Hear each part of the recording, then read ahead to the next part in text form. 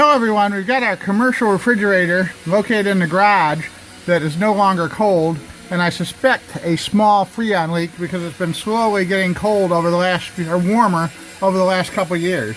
And it still kind of gets cold, which tells me it doesn't have a very big leak. So what we're going to do, we're going to show you how to fill it today. This is a standard R134 modern coolant refrigerator, and we're going to do a cheat on it today. We're not going to hook up the gauges to it, we're just going to install a little bit of Freon into it from this 12-ounce can. And we've got an adapter here which converts the threaded Schrader fitting to a quick connect automotive fitting. We're going to put this on and screw that in place, tighten it up a little bit, and then we're going to install up to 12 ounces of Freon in here. Hopefully don't overdo it, and see if it works. You know, it may or may not work. I don't know. Alright, we're all done. We installed about 10 ounces. The capacity on this was 13 ounces. We didn't use a pressure gauge. This was just a test to see if it's going to leak out again or not.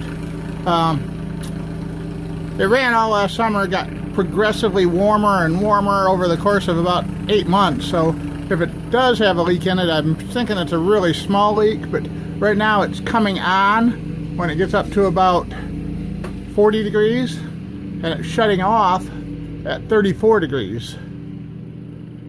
I wrote down the time, the temperature, and the amount of Freon I put in it, and we're going to keep an eye on it over the next several weeks.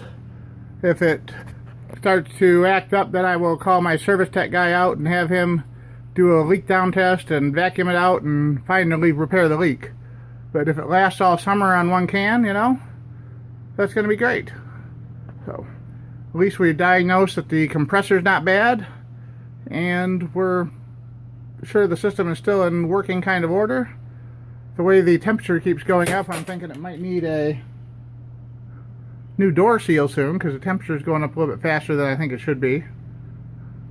We're going to check that door seal soon and see how much that costs to replace that. We'll do a video about that too. Alright guys, thanks for watching. Have a great day. And I understand that this wasn't done in the appropriate professional service tech manner.